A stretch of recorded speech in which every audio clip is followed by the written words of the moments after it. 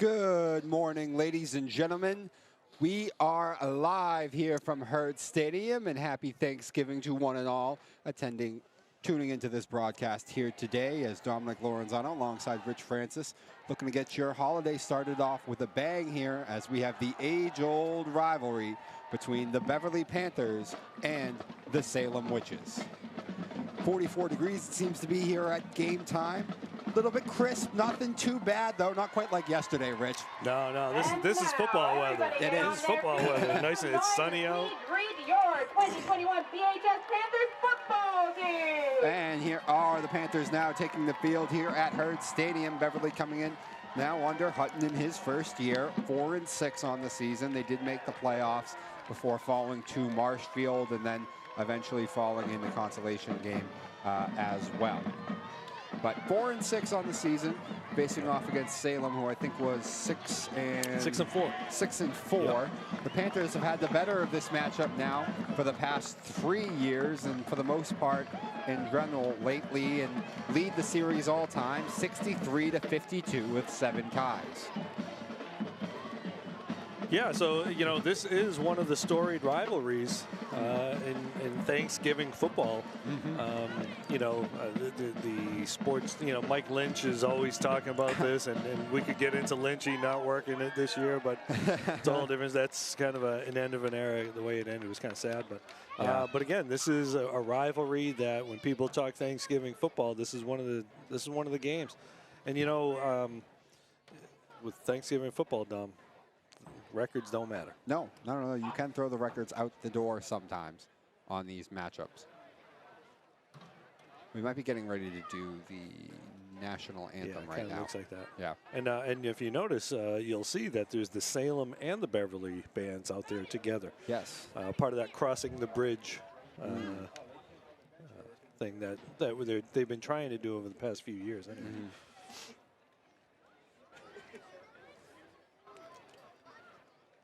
Again, a beautiful day for football. Yeah, it turned out to be. I was afraid it was going to be significantly colder than this. We've had some cold Thanksgivings, I feel like, the past couple of years. Well, and I think you're right. And what's interesting is a lot of schools, because of the whole COVID thing, did their pep rallies outside. Yeah. In stadiums. And so, the kids out there yesterday, it was kind of cold and whatever. Kind of interesting that the visitors come out second with the teams entering like that. Don't know what the whole purpose behind that is, but I don't know either. Mind games, who knows? And now, everybody, please rise as the BHS ROTC Battalion and Color Guard. And now we are getting ready for the national anthem as the Beverly ROTC will present the colors. Performed jointly by the Salem High School and Beverly High School marching bands under the direction of Salem High School Band Director Cindy Naperkowski and BHS Band Director Adam Costa.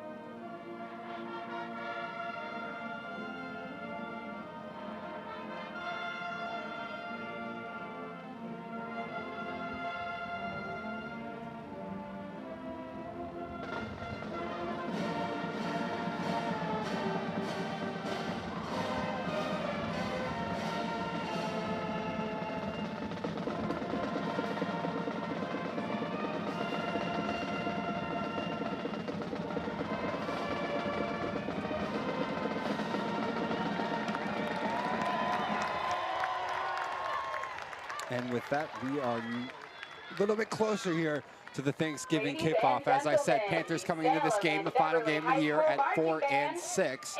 And not to sound like a bunch of homers, Rich, but it's been a little bit of a rough sort of end to the season. But you feel this Beverly team is better than their record. They've had some very odd, interesting, and weird ways that they've lost some of those games. I mean, they very easily could actually be, you know, instead of 4-6, they could be 7 and, you know. Yeah, 7. Yeah, this is 7-3. Who knows? So yeah, it's interesting because the games that they've won by a lot. You know, they've had 2 50-point games this year. One against a Gloucester team that really was undermanned and not that great this year. But you know, they beat Peabody, who's actually had a fairly decent record, I think. Yes. But they've also gotten beaten pretty good too. The Marblehead game, which again, you know, the score didn't indicate what happened in that game. You know, Beverly with a couple turnovers, if that goes the other way, it may be a closer game. But they've also lost a couple of really close games, and you know, a couple, you know, sometimes something happening here or there, and you know, who knows what could happen. And you know what I mean by sometimes weird and wacky, I mean sometimes, a lot of times, special teams ends up being the thing that has been the difference in some of those games. Particularly the Swampscott game comes to mind. The Masconomic game comes to mind as well, where they were chasing points a little bit sometimes. Yeah, because on the extra points, they have struggled with the extra point kicking this year. But I'll say, you know, Drew Fowler is a good kicker. A lot of it is up front. You know, because extra points and field goals, a lot's got to happen, right? You got to make a snap, the guy's got to hold it. The guy's got to kick it, and then people got to block up front. And, you know, any one of those things could really kind of mess things up a little bit. But, you know, the other thing about the special teams is, you know, Andre Sullivan returning kicks. He's got a couple of returns that have really shifted some games and you know, led to, you know, some wins. So, again, it'll be interesting to see if they're going to kick off. You know, when they have to, when Salem has to kick off, are they going to kick to Andre, or are they going to, you know, just squib one or something like that? Yeah, try to avoid him altogether, absolutely. Yeah. And interesting now that you brought up Andre Sullivan. Sullivan on the verge of some memorable marks that he could make this season, as we have it, what, 36 yards away from 1,000 rushing yards? Yeah, he's got 964 rushing yards on the season with another 270 receiving. So he's, and those kickoffs, so he's got close to probably about 1,500 all-purpose yards. Yes, absolutely. And he plays defense too, and he's one of the leaders in the team in tackles as well. Yeah, he is the jack of all trades for this Beverly team, and definitely one of the guys, one of the main cogs in the offensive machine, and definitely the big play threat for the most part. And we're going to see right away as Salem's going to be kicking off, and so you got Andre back there with Andrew Schweitzer. So let's see if he can get the ball rolling pretty quickly. Looks like they're going to be kicking to the right the way they're lined up. Yeah. To Salem's right, that is, anyway, which would make sense, to kick away from Andre. All right, the kick is off, and we are underway for the 2021 It's a good solid kick. There's a hole right there. There is an opening. Yeah. It's got a chance. It's Sullivan. got a chance. There he goes. No, it's Andrew Schweitzer going all the way. Just Beverly. like that. That's how you want to start Thanksgiving, folks. So the Panthers wasting absolutely no time. Salem wanted no part of Sullivan, but they go to Schweitzer instead, and Schweitzer makes them pay with a kick return for a touchdown. I'll tell you, Dom, I saw the way Salem was lined up. You knew they were kicking that way. Beverly had the return going the other way, and they only had one guy over there, and he got blocked, taken out. There's a massive hole. Great blocking by the kickoff team right there. So that's how you want to start it off. All right, so it looks like they're going for 2 here. Yeah. Well, we've talked about the issues that they have had in the kicking game and special teams in general, so it looks like they will elect to go for 2 right away. All right, so Schweitzer not getting a break. He's out there.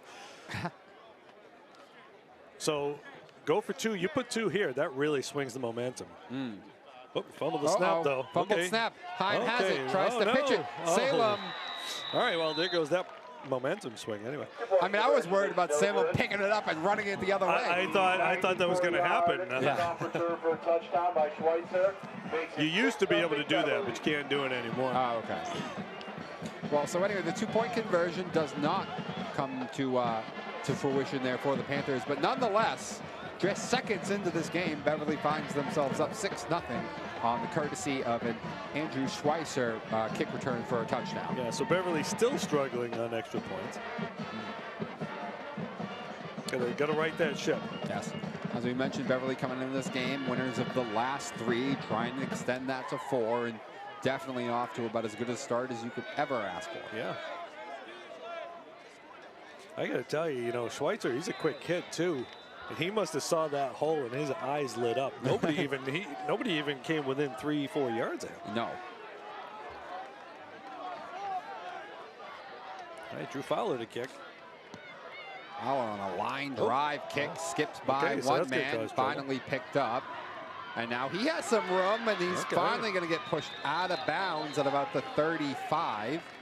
Good return there for Salem. But a very nice return for the Witches there, who you think in need of a nice quick answer. Do I see a flag? Or is that leaves on the ground? It might be leaves. Okay, it's a leaf. Okay. Okay. So yeah, pushed out pretty much exactly at the 35, and that's where the Witches offense will go to start things. Walker Center on the tackle for Beverly. Salem starts off 1st and 10 on their own 35-yard line. So their quarterback, senior Michael Aretti, the man now in charge. Salem's got some size on that offensive line. They do, actually. I would say from a size perspective, they look significantly better than the last time I've done this game, actually, which is good for Salem. All right, the man in motion. Okay, he's looking ready to throw, but he's under pressure. There goes Zach Sparkman. Oh, he throws it away. Throws it away, but I know he's out of the pocket. Was the receiver incomplete? They call it incomplete. Okay. I thought you had to reach the. Well, it may be they're saying he got hit or whatever. Maybe.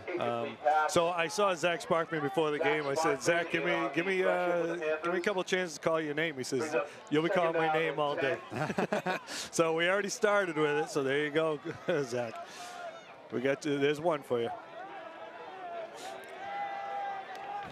So Salem, right off the bat, was trying to be a bit more aggressive and go to the air right away. Did not pan out. So 2nd and 10 now. Michael Reddy at least able to avoid that sack, though. He's throwing it again. On the center. Quick throw. Sop coming over with the tackle. And a Sop over there to make the tackle in a short game. And that was Quinn Rocco Ryan, the wide receiver. Quinn Rocco Ryan.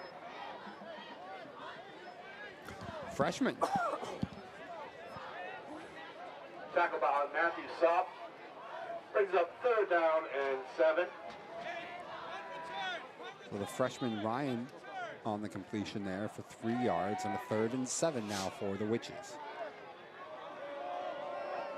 They're on the far hash mark too, so there's a wide side on one side, but they're putting the Twins on the short side. He's looking to Ready throw. Looks to like throw. they like to throw. Man in his face. Oh, right that's away. picked up. Matt Sop. Matt Sop with the pick. Nice return. He's finally tackled. But right, so they were looking for the tight end on that play. He was double covered. Yeah. Kind of an ill-advised pass. There was pressure. There was pressure in Reddy's face right away, pretty much right up the middle. He knew he was going to get hit, just trying to get rid of that ball, and he throws it right to Matt Sop in the double coverage. And now the Panthers in business, already up 6-0, starting in Salem territory. All right, so going in motion. So Heim under center, hand off to Irvine, I believe, but the play is blown dead. We got something here. We got a flag. It's on the defense. Oh, geez. Encroachment on the defense. So encroachment on the Salem defense. The handoff was to Jordy Irvine there. Now it's interesting. Irvine's usually playing the free safety, but they had Sop back there, and he got the interception. Yes. So now the Panthers with the ball at the Salem 25.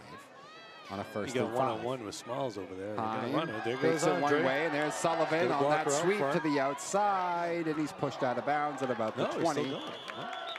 And Andre Sullivan, the ball carrier for Beverly.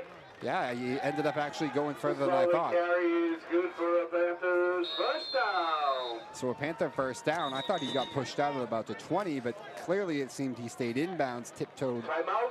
around it, and ends up at 5 yards further than that at the Salem 15. All right, so how, what do you get, about 7-8 yards in that? Yeah, he did. No, he got more than that. Well, it was 1st and 5, remember? Yeah. But it was still, wasn't the ball at the Salem 25 though? Yeah. Yeah. Yes. All right. And now we're at We'll give him about 10 yards. the 15. Yeah, I think it was about 10. All right, so that puts them within about 24, 25 yards of going over 1,000. All right, so Salem calling that timeout. Not a bad idea. No. They seem to be a little out of it right now. And Beverly, their cylinders are all firing. Yeah, absolutely. When you come into this game trying to snap that 3-game losing streak, you can't get off to a bad start like this. So be big for Salem if they come up with a defensive stand here. Panthers trying to take a pretty firm handle on this game pretty much right away. Yep. If they can push this out to a 2-score, 2-touchdown game. Heim under center, man in motion. And there's Irvine up the middle. Carrying a few guys for about 8. Handoff is to Jordan Irvine on first down. And a nice carry for Irvine. Looked like it might have been 6, yeah. All right. So about a 6-yard carry there for Irvine. Puts the ball at the Salem 9, 2nd and 4. So they can still pick up a first down. Going to Jordy again. There's Powers Jordy again, powering through. Did he get the first Got down? the first down. Carry on 2nd down. And that is a Panthers first down. It'll now be 1st and goal. Why are the, oh, okay. 5-yard carry by Irvine. First down and goal from the 4. I don't like it when they put the yard markers down here. What if there's a penalty here? You don't know where No, the I know. original line is. All right, so we got about 1st and 4. Yep. Going to Irvine, he walks right And in. Irvine waltzes into the end zone. That's another Panther touchdown. With the 4-yard touchdown carry. And with still 9:21 to go in the first quarter, the Panthers up 12-0 on the arch rival Witches. All right, so it's been all Beverly all day so far. Yes. Absolutely, a special teams touchdown, kick return by Schweitzer, and then this drive set up by the pick by Matt Sopp on Michael Reddy to show to start the Panthers with a short field, and a couple of runs later, a penalty, and they punch it in. They're going to go for 2 again. 2 again. Whoop, Andre, nice nice cut. move by Does he Andre. get in? Did he get in? They didn't give it to him. It looks No, like. he did not Nope, get they it. didn't get it. Nice move, though. Nice cut. I know. I thought that play was really Yeah. dead, but Sullivan made a hell of a cut there to even make it close. But once again, by the way, the special teams, the 2-point conversions, not going Beverly's way, but right now they're up 12-0 on Salem. Yeah, at least you get a 12-0 lead to be happy about. I Yes. mean, the coach probably not happy with the extra point attempt. But, No. but, it's only less than 3 minutes into the game. Yes. And you get a 12-0 lead. So It has been all Beverly here early on. As you said, the only things really going wrong, the extra points and 2-point conversions. Salem needing to mount something on offense now on this one, after going 3 and out on their first possession. yeah, well, with an interception, right? 3 downs and an Well, interception. 3 downs and an interception. Kick off for the Panthers.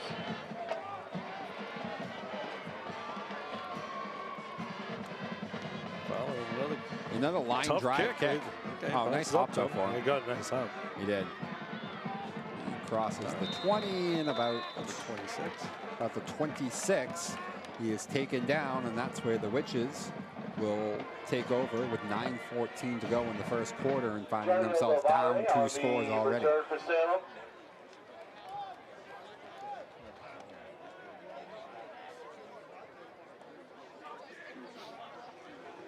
All right, so still Salem starts out first only and 3 10 on their minutes own past. 25-yard line, trailing 12-0. All right, so they got a lot of the younger guys out there. Shotgun, right guy right behind him, 2 guys to the far side. Another pass play. And another short throw. This one, he's got a lane, and he is finally tackled short of the 40, but it's a nice gain for Salem. Was that Rocco? Yep, Rocco Ryan again. That's a great name. Yeah. Quinn Rocco Ryan. I know. It flows. Keep feeding him the ball, Salem. I like getting to pronounce that name.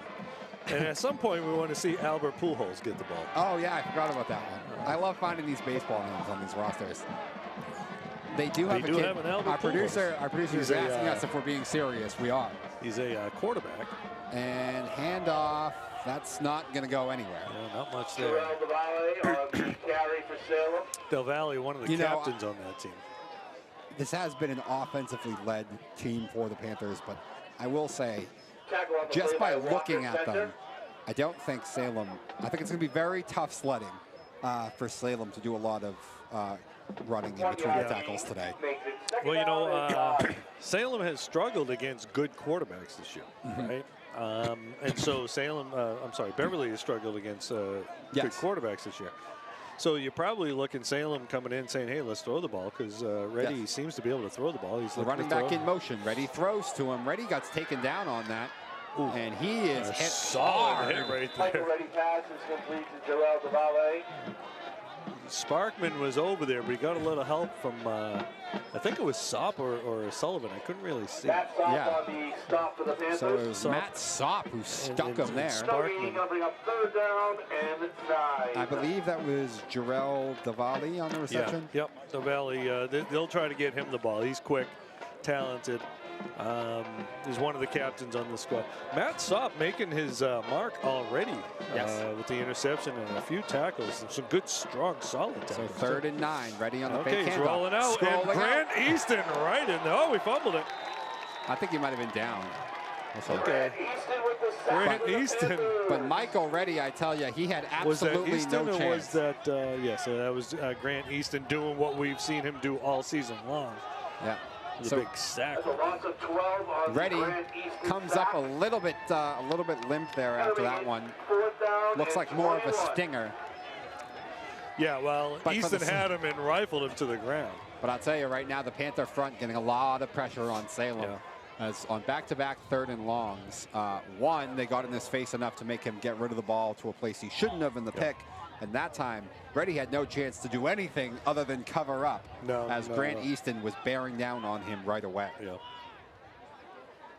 All right, so 4th and 21. Go after it? You might. Or do you let Andre try to return them? No, they're going to let Andre try to return them. And it looks like he's going to have a chance if he can get the bounce. Nope, he's going to have to let it go. He got a bad. That ball just never came up for him.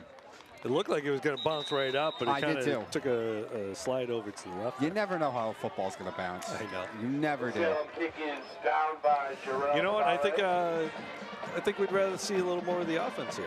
I know. You're right. You're right.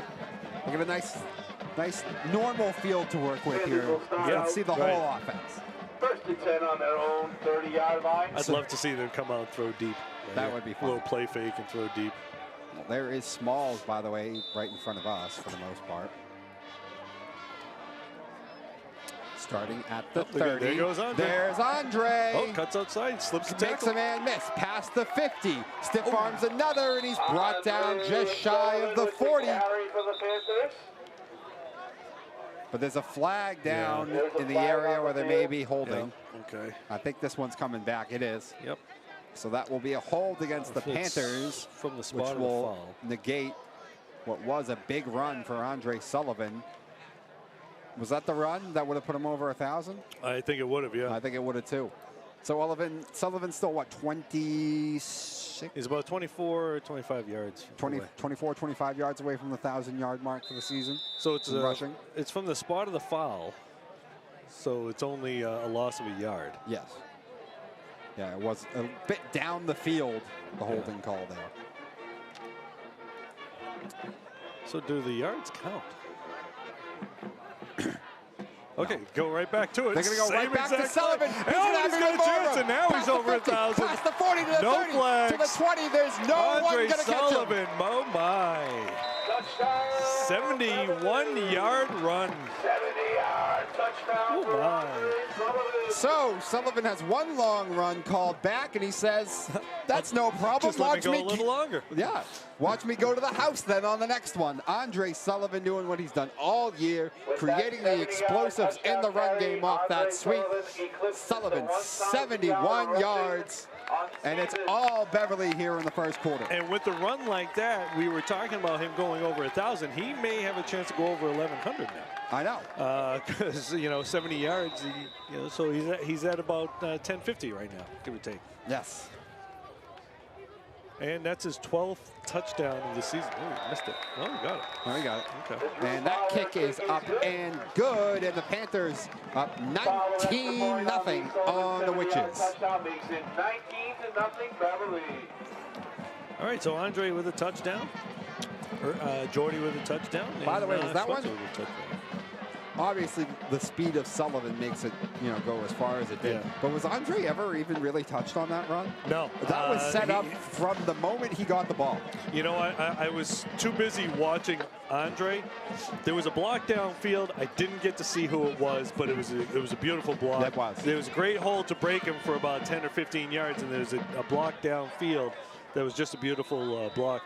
Go back at home and rewind it, and then you can tell me who it was. Yes. If you want to send me a text. But it was a beautiful block downfield. That was absolutely a great job by the entire Beverly offense right there on that run. Yeah. Another line drive kick. Okay, now the ball's fumbling around. He's finally able to pick it up, and he's not going to be able to go much further from where he picked it up. About the 25. Salem consistently, it seems, starting at about that 25. Yeah.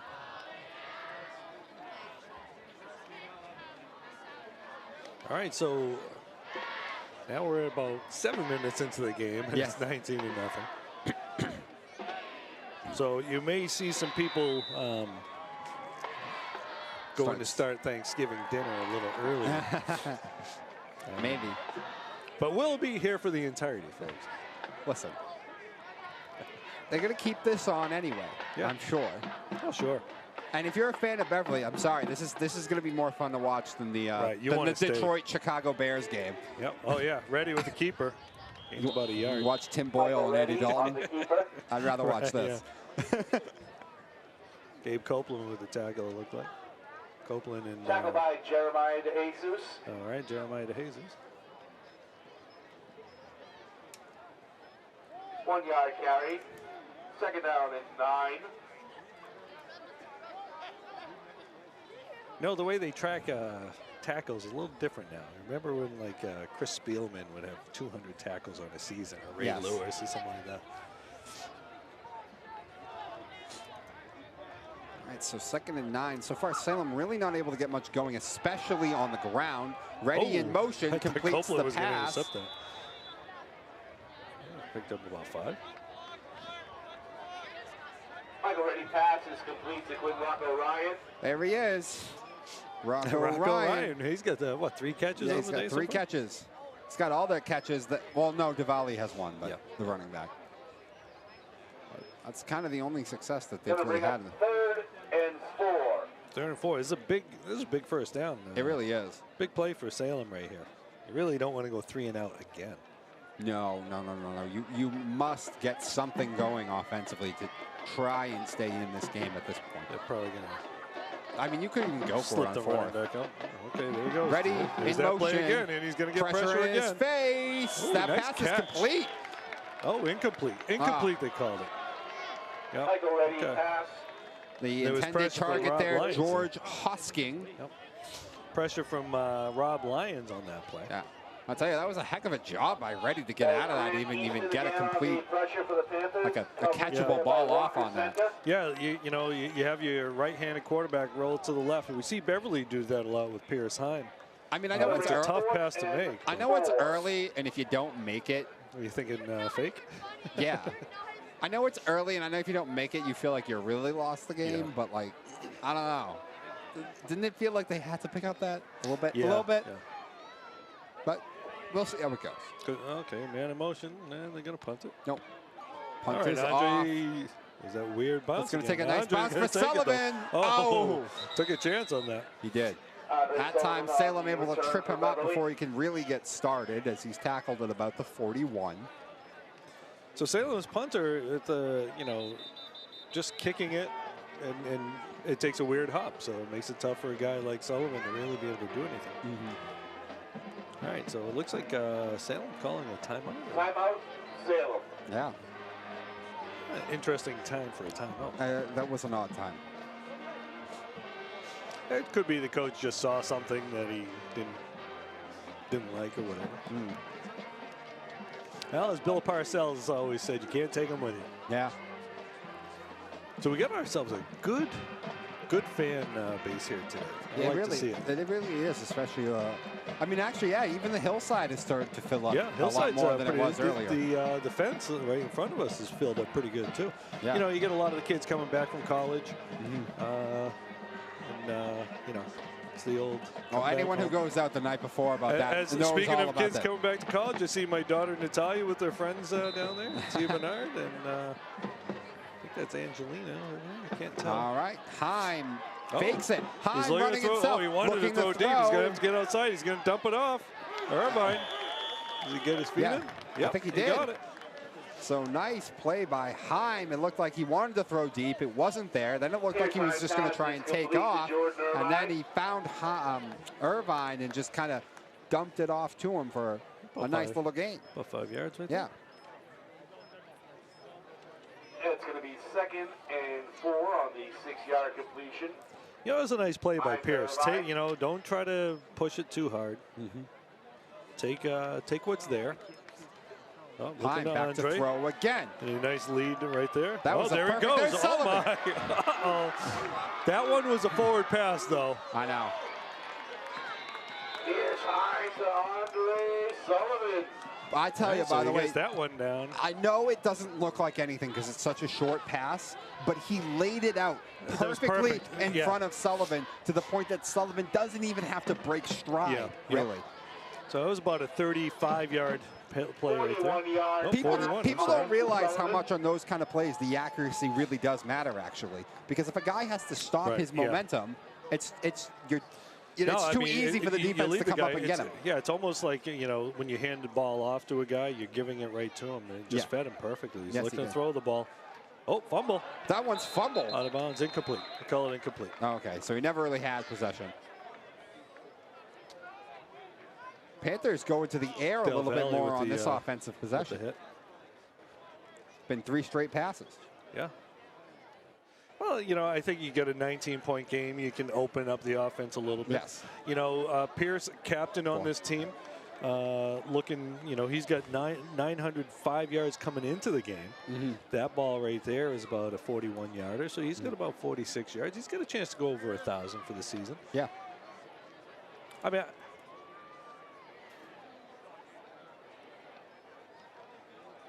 Heim to throw. Nice catch right there. And is he in? He is. Touchdown. I think that was Matt Sopp, but I can't tell. Nice catch, Matt Sopp. So the Panthers staying with the air attack on this drive. They said Pierce Heim to Matt Sopp and another Beverly touchdown. The announcer said it was Schweitzer. Oh, okay. But I think it was Sopp. Sopp's a little taller than Schweitzer. Yeah. Could you see the number, Robert? All right. Okay, it was. So it was, our it was producer, Matt Sopp. our producer is telling us it was Matt Sopp. So I'm gonna go with the producer. That's what I thought. So that was. Was that about a 20-yard? Yeah. Pass right there. Just a slant, kind of just right. Yeah. Right. Nicely run route by Sopp. Once again, Heim put that pretty much in stride again for Sopp. Yeah, Matt had to reach a little bit for that, but there's a seam there, so you didn't have the safety coming over to lay you out. So it was a nice catch. Gutsy reach for the kid, and then the pass was right there, away from the defender. Oh, yeah, I know. You can see guys get alligator arms on a pass like that sometimes. Yeah, but he laid him up. Matt Sopp saying, all right, so this is my audition for next year. Yeah. He's an underclassman. We've seen him all year making plays, but he's really kind of saying, hey, I'm the guy. Yeah, he was the quarterback last year, I thought, for the JV team, wasn't he? Yeah, he did. He did play a lot of quarterback there, Matt Sopp's having himself a nice day today. He's got the interception. Now he's got a reception, touchdown. Well, Squibber, oh, that ball's loose. That ball's loose, and they Beverly recover it. Salem a little lackadaisical with it. Well, you know, we've seen that little line drive squib thing give the guys trouble, I think, on 2 other kicks so far. And that time, it hurts Salem because Beverly gets the ball back, already up 26-0. That was Louis Lopez getting down there hustling. That's great hustle by Lopez. You know, I mean, you saw a lot of Salem standing around. Beverly was, you know, thinking, let's go get that. Yeah. 26-0 in the first quarter. With 2.5 minutes left to go. Beverly got a chance to go up over 30 points here. Yep. So Heim in the offense, right back on the field. There's Schweitzer. There is Schweitzer. There he Schweitzer goes. has a lane. Oh, Schweizer's got a blocker Schweitzer in front of him. one man to beat. Schweitzer, Oh, he couldn't beat one him. man to beat, cannot beat him. But he takes the ball all the way. Does he take it inside the Salem 10? Let's see where they spot him. That's to about the 10, it looks like. Yeah. What do we got? Another timeout, Sam? I think so. A flag on the field. Oh. Oh, holding. We're going to bring that one back. Oh. So that one is going to come back for Okay. Beverly, a hold. Come back. Again, so that one was right at the line of scrimmage. No, okay, so No, it's that's down a the spot field of the again. foul one, yeah. So it's downfield. And Spot once of the again- foul. So Schweitzer does get some yards on the play. He does. So instead of going all the way to about the 10, Schweitzer it goes gets to about about the 24. It's going to be first down and 8. But Beverly still rocking and rolling here on this drive. And Oh, he's Heim rolling fakes to it. his left. Heim to He's throw. got a chance to run. He's going to dump it off. Oh, so that one was a little behind him. Yep. He looked downfield, didn't quite like what he saw, tried to dump it off a little shorter, but a little behind his intended target. Was that small? Irvine. It was Irvine, it was. Yeah.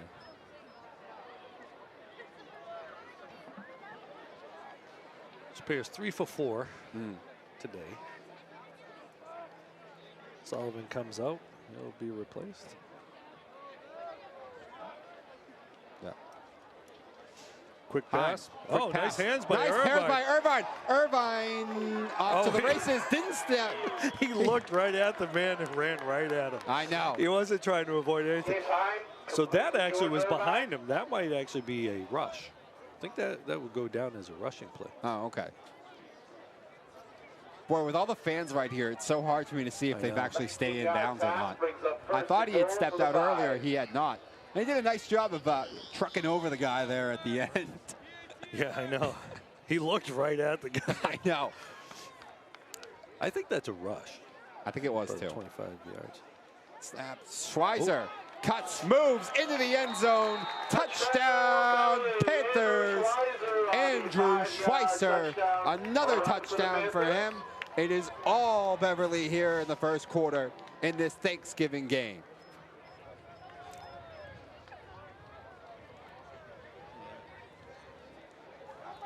$32. Beverly looking to kick it to make it 33. They're letting just about everybody eat today so far. Sullivan a touchdown. Yeah. Sopp a touchdown. Schweitzer has 2 now. Yep. High snap. Okay, we're going to get a flag on this. Yeah, Kick is good, but there is a So that was flag before down the the kick. field. The whistle was before the kick. probably a false start. Yeah. Or encroachment, trying to protect somebody. Yep, that's encroachment. That's encroachment.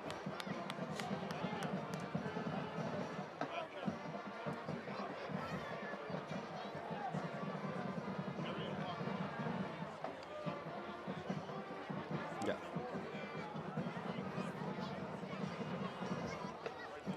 All right, so because of the encroachment, Beverly will kick again here on the extra point, trying to make it 33. Kick is up. Kick is good. And it is a 33-0 Panther lead here over Salem.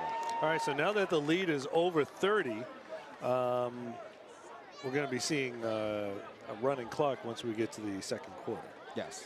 No, that's second half, though. Second half, I'm sorry, second half. Yeah, they don't Sorry start about the that. running Okay. clock in the first half. But And- if the lead stays like this, Yeah, well- come second half, we'll get the running clock. Well, and we're still in the first quarter. I know. I know. I mean, you know, you look at 1:12 on the clock and you think, oh, halftime's coming, but it was still in the first quarter. Yeah.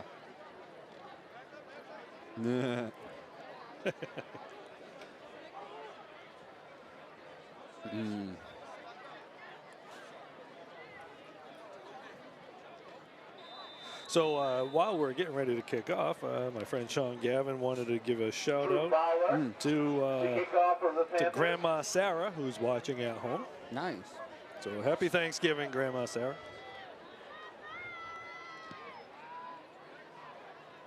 Okay, James Delory hit us up on Twitter. He's watching from Connecticut. Big Beverly High fan. Beverly, you know, former Beverly Panther. Beverly Panther, yep. That's the beautiful thing now about being able to stream on YouTube, guys. You don't have to be, you can move away from Beverly and still follow the Beverly Sports. That's right. As we live stream on YouTube, BevCam Sports Network. And, you know, for people who are cooking at home or getting ready or whatever, while they're stirring the gravy, they can watch a little football. I want to give a shout out to my friend Kim Trigilio, who's watching from home. Happy Thanksgiving to Kim. All right, so we got 33-0. About a minute left to go. Yeah, 33-0. This is just the first quarter, though, isn't it? Looks like there's some movement. Ready on that, but I think to throw down the field. Another it's interception. Off. Oh, we got ourselves a return opportunity here. Return. They tried to swipe at the ball. That's a horse collar tackle right there. I know. No call. Nobody calling that one. Walker center with the interception. Walker center, and Reddy looked like he was trying to get it up over the defender, and he just did not put enough on it to get it up over center. You know, center is one of those kids whose name we haven't called an awful lot, but he's been doing a lot of stuff in this game. He plays linebacker, and, you know, some of the other guys get the notoriety, but center's done a really nice job for this team, kind of filling the holes in there on defense. Yep. Heim back to throw, pressure in his face, they're gonna sack him. And Heim is tossed down at about the 40. So some sign of life there from the Salem defense as a big sack on Pierce Heim to push the Panther offense back.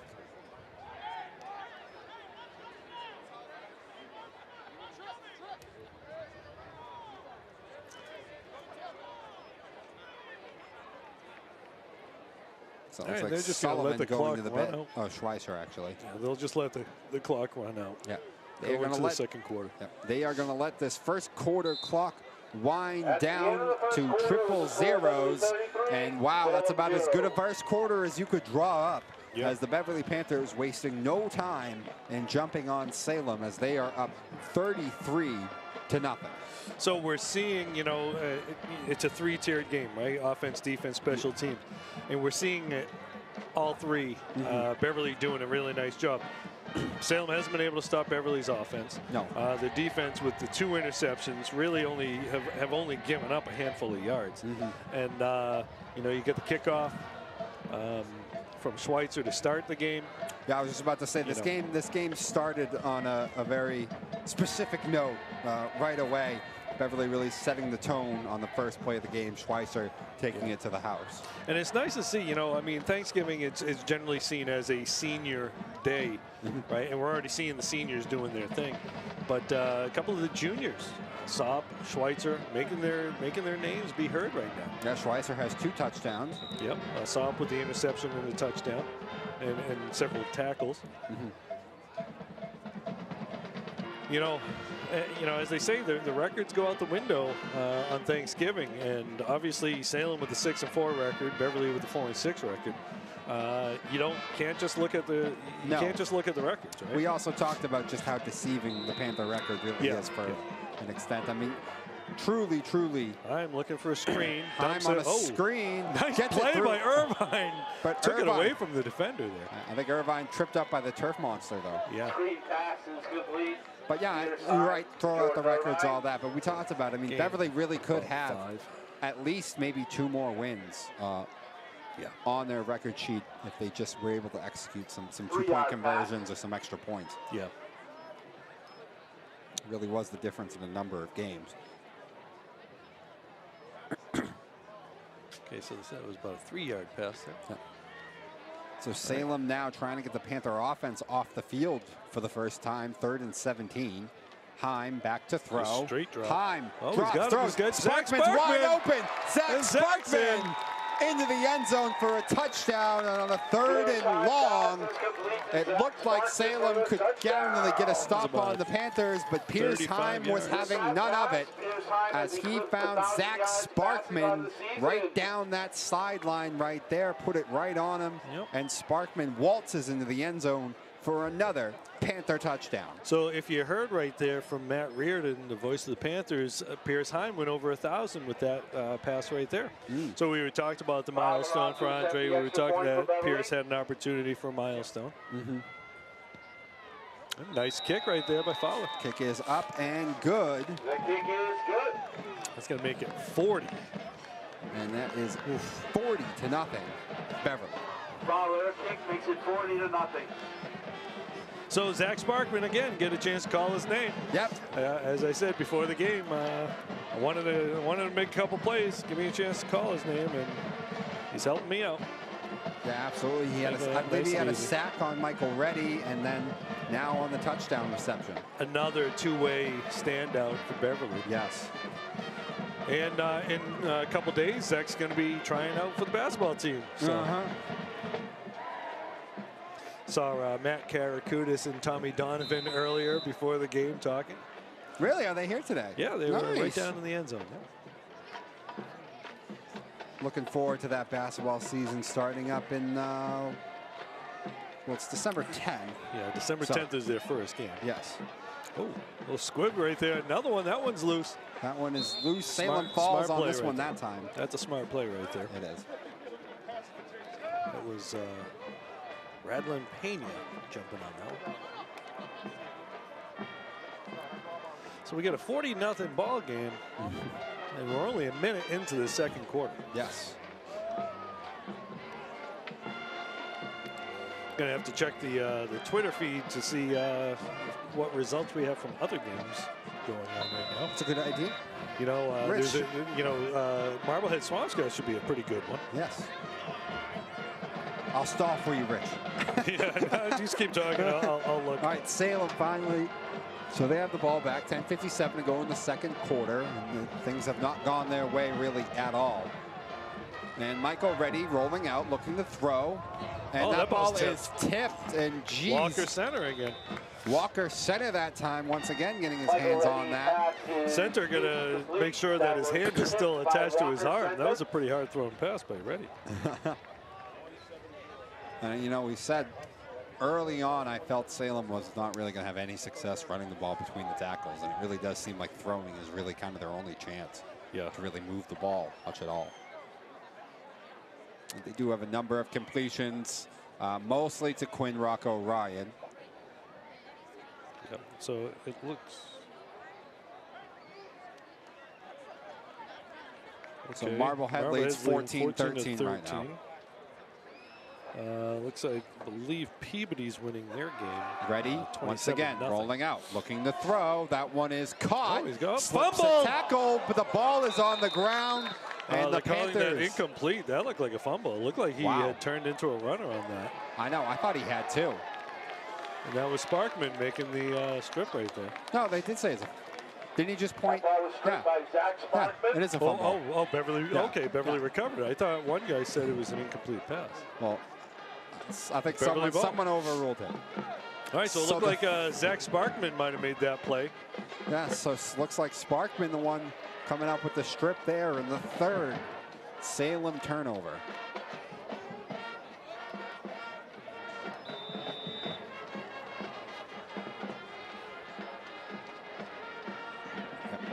Still 10:29 to go in the second. Okay, so Danvers beating Gloucester 28-0. You got to think this quarter is the last we're going to see of these starters. Yeah, I think so. Looks like Manchester Essex beating Georgetown 13-0. And the handoff Jordan Irvine with the carry to on Jordan first down for Irvine, Beverly. and he rumbles forward for. I don't think that was Irvine. I think that was center.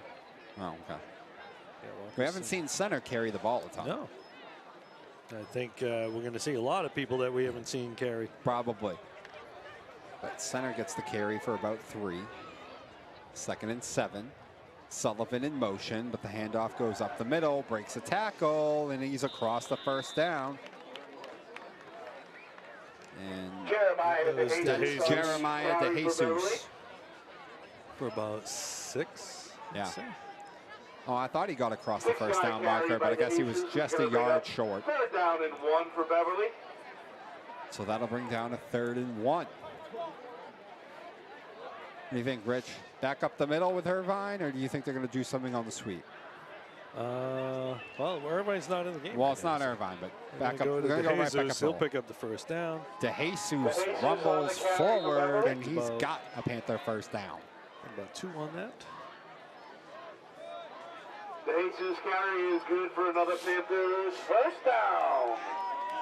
Be interesting to see how long some of these kids stay in the game. Yeah.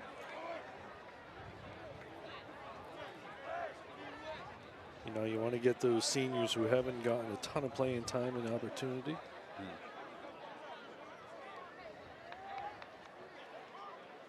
Is there another senior you think? I'm trying to think that they might try and get into the end zone before it's all said and done.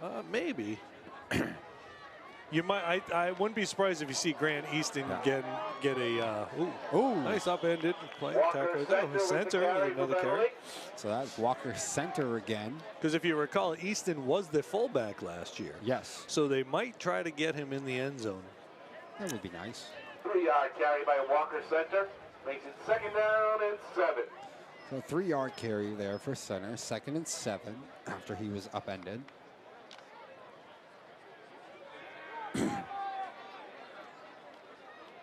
De Jesus, a nice hole. Runs through a tackle. Finally tackled from his ankles, but he's tackled at about the Salem 5. What, a 24-yard run there? Yeah. Mark him a little bit short.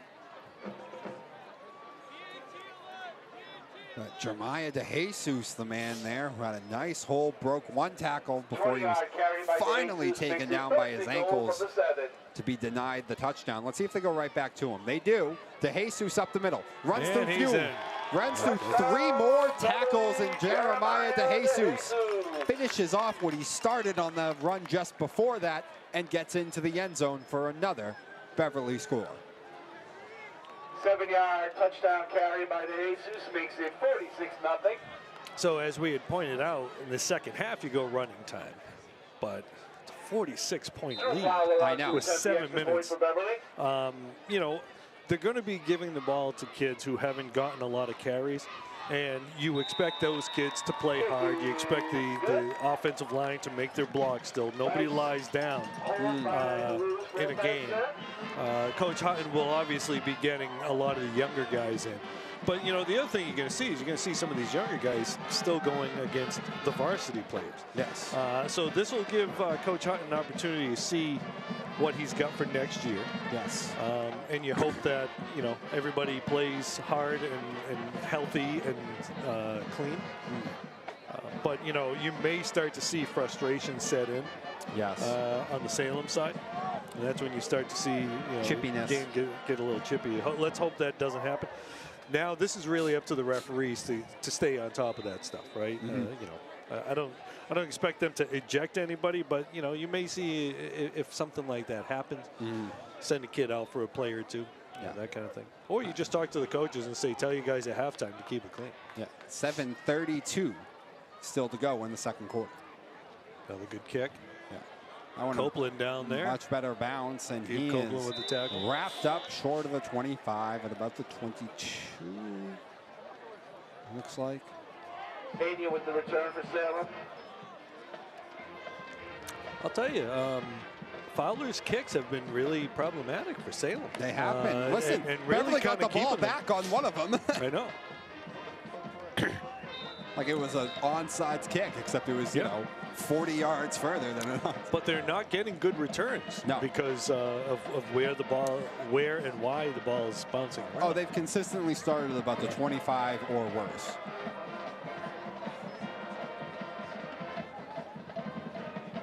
Low snap. Ready has it. Okay, Ready Looking to to throw. dumps it off, incomplete. And that is incomplete. Pass is incomplete. We really haven't seen a lot of Walker runs. center in No. on the pass coverage for the They're really Panthers. just throwing the ball a lot. And It looked like Pena, the intended target there. you know, you may throw a run in there once in a while just know. to keep them off balance. You know, because Beverly now is in a passing defense. Yes. They have found very, very little success between the tackles when they have So tried. we see senior Troy Wetmore back there playing free safety. Louis Lopez over there as a cornerback. And Matt Burke playing corner, slide back into a safety, and the ball's on the ground. And that And one on the they ground. pick it up, and there goes Zach Sparkman again. Zach Sparkman picks it up. He is into the end zone. And boy, was he hit it right on the money, huh? We're So- gonna call his name a lot today. I guess so. So Salem fumbles the snap. One Beverly player went for it, didn't get it. Sparkman just sprinted in, scooped it up. So Zach Sparkman, again, as I said before, I talked to him before the game, said, give me something to talk about. And he definitely has done that today on both sides of the ball.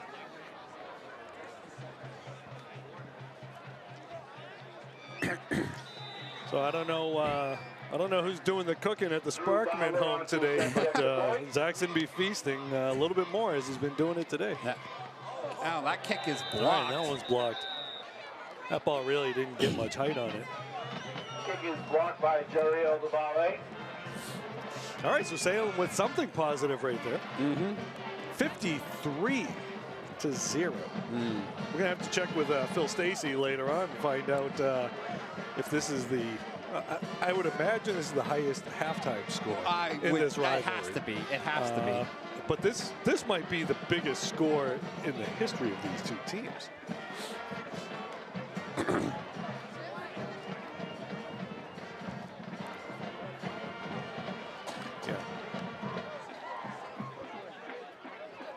Yeah.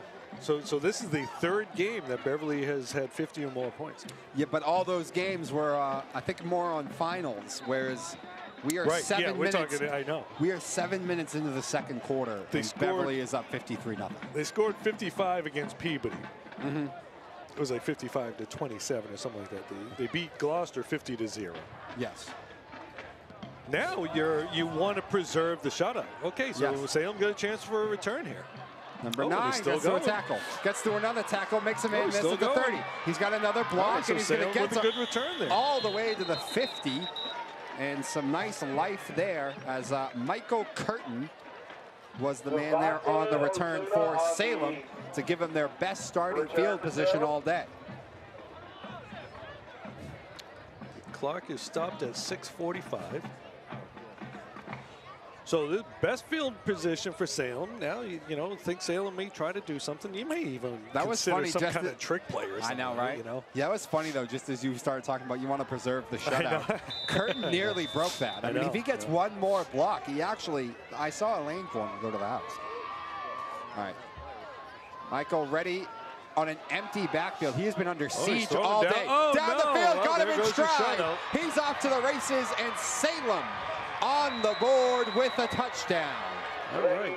So that was Corey Grimes. All right. So maybe I jinxed it, Dom. I think you Sorry did. about this. Sorry, There's a folks. flag. There is a flag down There on is the a field. flag on the play. We will see. That would be a real kick in the face to Salem. I had to clean that one up with a kick in the face. Touchdown. Okay, It is it's a touchdown. Personal foul, probably roughing the passer, I'd imagine. No, I think, was it roughing the passer or was it on the shove at him on the end zone? It could have been. That could have been. Touchdown catch from It's a bit of a late shove. Yeah, I don't see. That's a pretty weak penalty if they're calling that a penalty. That's true. All right, so. But anyway, Salem at on the least- board now. Salem gets an answer for themselves after the nice return by Michael Curtin. Then Michael Reddy finally has a little bit of time in the pocket for once and is Yeah. able to hit Corey Grimes down the field for the Witches' first right score down of the the game. seam there too. It was. You know, it was. I looked, actually kind of like what I've seen from their quarterback, but they can't run the ball. Yeah. And he's been under siege all day. Okay, Beverly with the timeout because they didn't have enough players out in the field on the extra point. So right before that play happened, you could see a couple of the Beverly players turning, talking to each other, and there was a little bit of a miscommunication there, it looked like. So there goes your shutout. Yep. Just as you said it, Rich. You jinxed it. Yeah, well, if I'm the cause of things, then they've got other issues.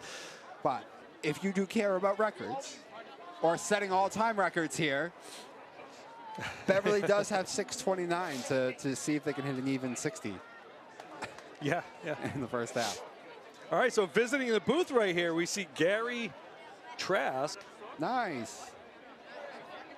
Gary Trask, who is going to be in the Gary's going to be the February calendar boy on the Dads of BHS basketball calendar. I know Tommy Donovan can't wait for that. He said he's going to buy a ton of those.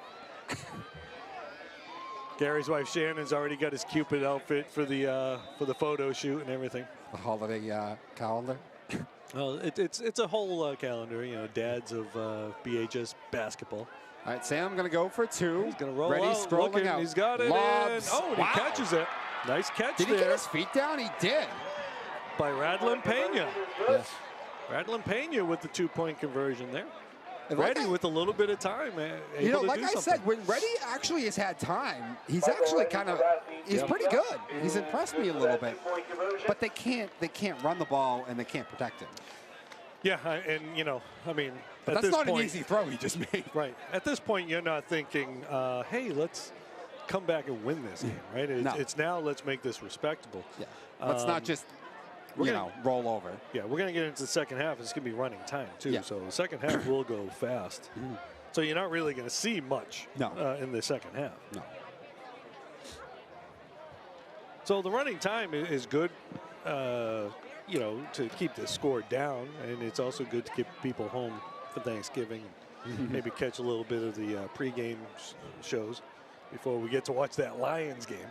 I don't think anyone's watching that. I think just focus on the dinner, talk to the family, and wait for the later games, because I don't really feel like most people want to watch Andy Dalton and Tim Boyle. No, but watching that keeps you from talking politics during the Thanksgiving dinner, which, you know, you don't want to see anybody throwing drumsticks at somebody just because of their views on something. I guess. I don't know. I feel like you can give it 2.5 hours of no politics before you then put the next game on. I don't know, man. There's very few things in this world that is going to make me put on that first Thanksgiving football game today. Oh, a little short fair catch. Nice play. Ooh. Big collision there. Walker center with a smart play, though. He called a fair catch on that. So as he runs into Devin Smalls. Walker center with the kick recovery for the Panthers. Now I'm interested to see how much of the starting lineup are we going to see. Yeah. Well, you're still seeing a lot of the starting lineup. Yeah. Probably, you know, you want to keep your starting offensive line out there, and maybe you're going to give some carries to some other guys. Well, they've already started that center getting a couple of carries on the last drive. But this looks like your starting lineup right here. Yep. So maybe they're just going to kind of drive the clock down. Marblehead's winning against Swampscott 21-13, we're hearing. Also, I got a text from a friend. Amy McKay is wondering if there's going to be a Black Friday sale on the Dads of BHS volleyball basketball calendar.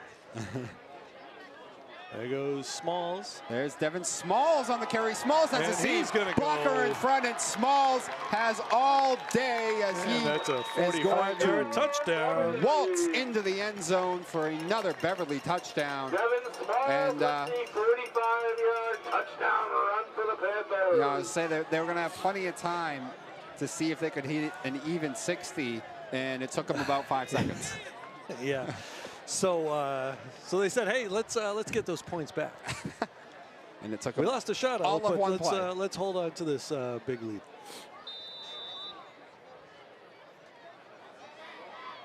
And again, Devin Smalls wasn't even touched on that play. No, he wasn't. And it's a good kick. Kick is good. All right, so Fowler racking up the points in today's game. Yeah. So to answer your question, Amy, there won't be a Black Friday sale, but Gary's planning on putting on some kind of special. He may actually do as another fundraiser, a personal photo shoot with Gary Trask. Sort of like those win a dream date with Gary kind of thing, but.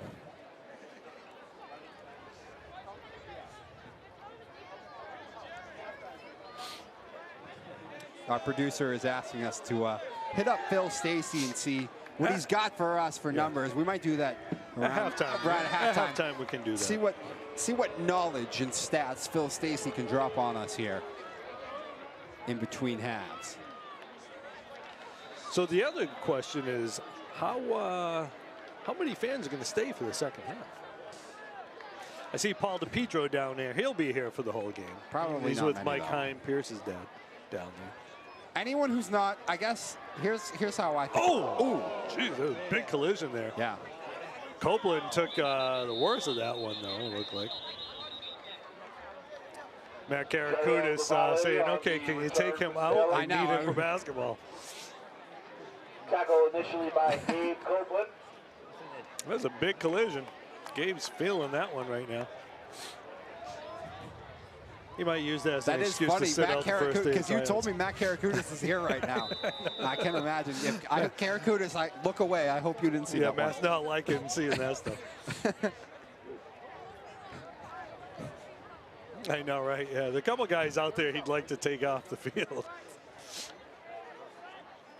All right, Salem success All on right, their last drive. again. Ready to Yeah, throw on a completes the quick pass. strike. Uh-oh. All right, tackle made over there. Yeah. By Louis Lopez. Louis Brady passes Lopez. complete to Pena. We're probably not going to see Pierce Heim throw any more passes today. No. Heim is done. Heim is done throwing the ball.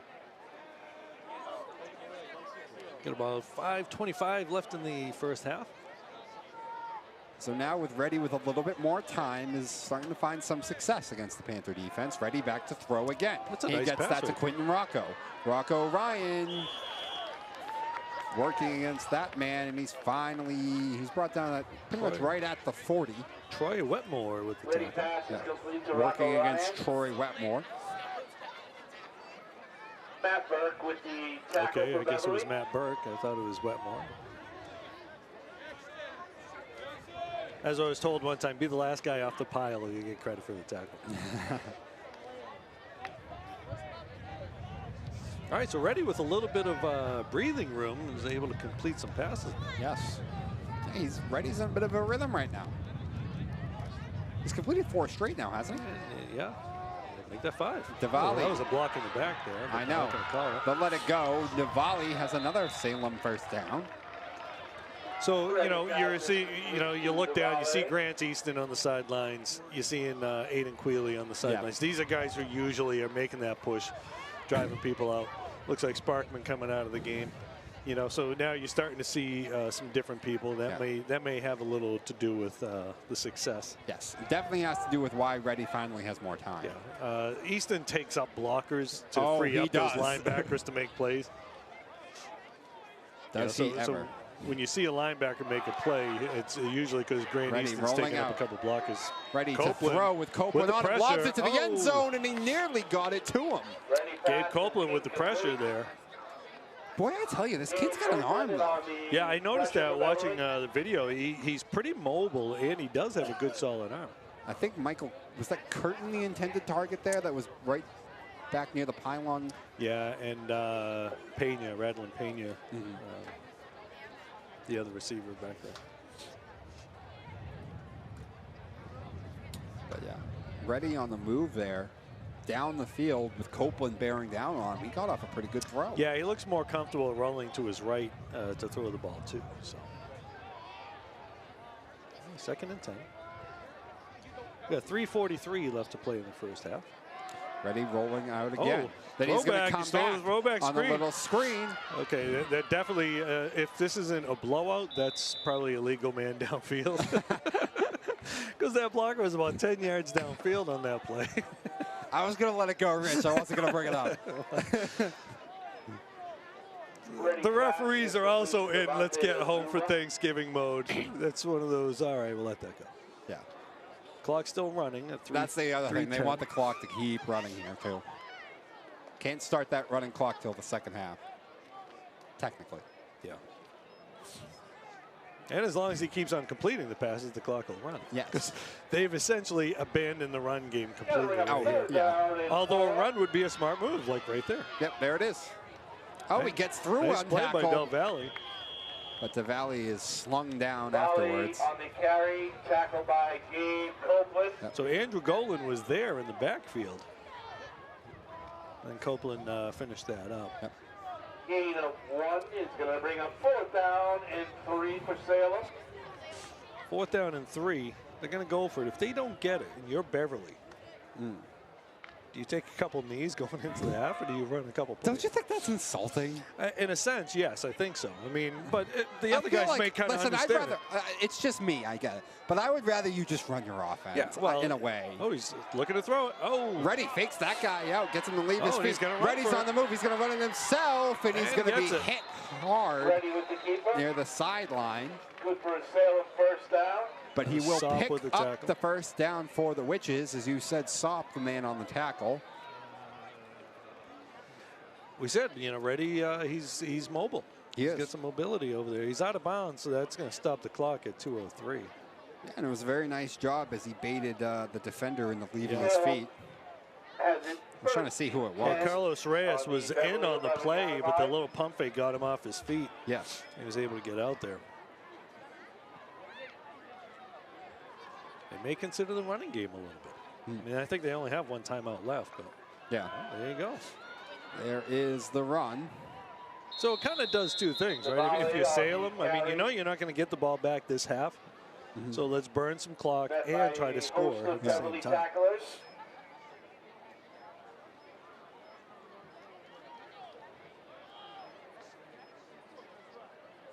These are not easy games to broadcast, though. No, they're not. They're not. You know, second half we're going to start, you know, throwing all kinds of random stuff out at the.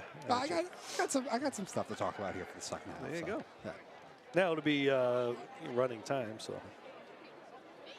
We'll preview some of the basketball season.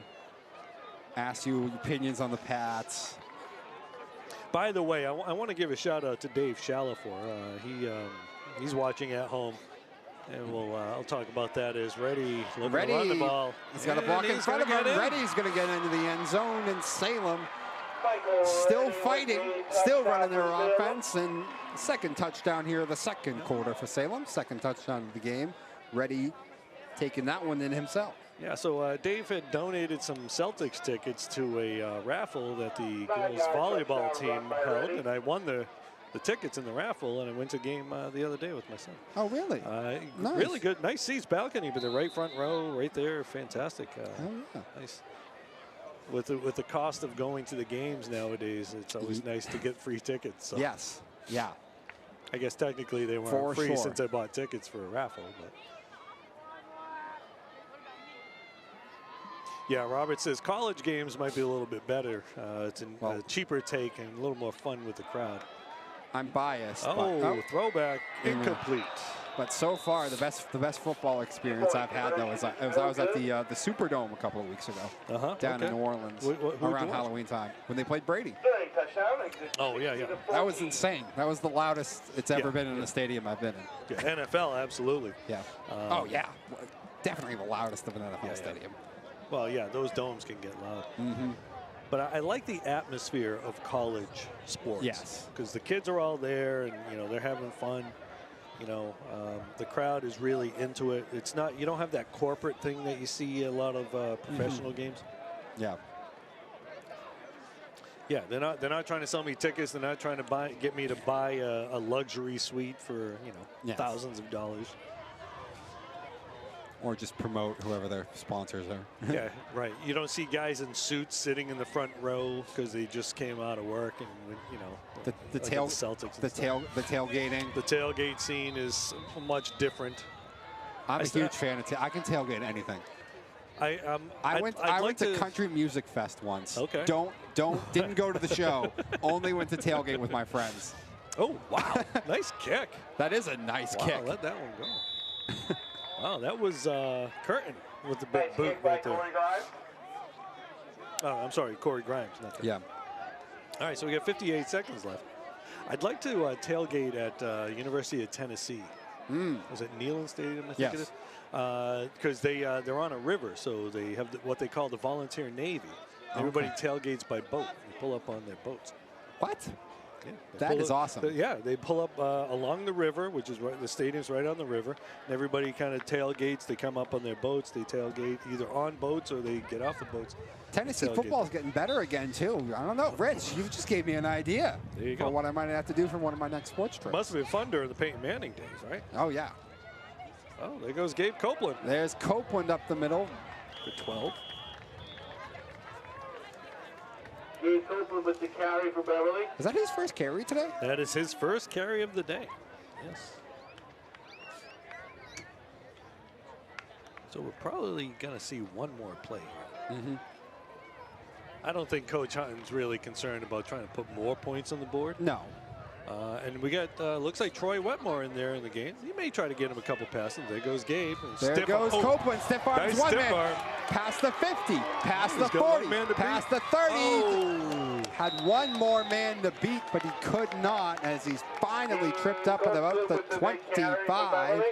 There's the ball. Ball down at the 25. I don't think they're not going to snap it. Yeah. So that's about a 32-yard carry. Yeah. About a 30-yard carry. What a nice, could be the last carry, by the way, for Gabe Copeland, too, in his football career here. Well, Gabe's a junior. Oh, yeah. He's been around now. I feel like he was a senior, but you're right, or he's not. I can't believe I did that. Yeah, so Copeland looking like Derrick Henry right there. He did. Kind of upright and shove the guy into the ground. That's a great comparison. It's a very Derrick Henry-esque run right there. Oh, he's a big boy. Yeah. All right, so the first half comes to an end. The first half that was all Beverly from the very first play. Schweizer took a kick return to the house. That really just set the tone for what we were going to see in the first half. Yep. Beverly hangs 60 on them and leads 60-14 going into the half. Rich, not a ton to talk about because it's pretty self-explanatory, but we'll do a quick little wrap-up of some of the guys who we've really shown out so far in that first half. Hey, Zach Sparkman, right? Doing all kinds of. Matt Sopp having a great game both ends. Andre Sullivan going over 1,000 for the season. Pierce Heim going over 1,000 throwing the ball. Great for them. Jordy Irvine doing the dirty work down in there. And those guys on the offensive line just making lots of room. Great holes. Easton, Quealy, Belmonte, Lyons, those guys doing just a really nice job just laying guys out. Yeah, and the Panthers forcing 3 Salem turnovers, center a pick, Sopp a pick, and a fumble, I believe, by Sparkman. Yeah. Stripped them. So anyway, we will get you out to the second half in just a few. As we said, all Panthers in the first half, 60-14, but stick with us, guys. Dominic Lorenzano alongside Rich Francis. We'll get you out to the second half in just a few. Stir that gravy.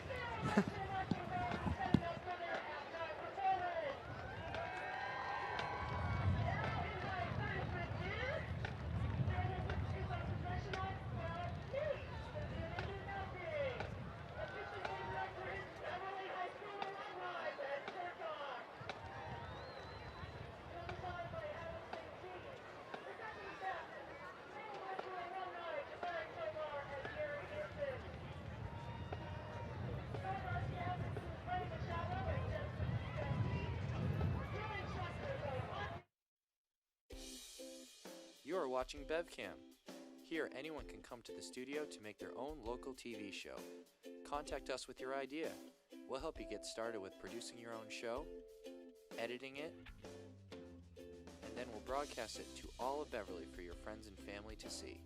You might even get some new fans.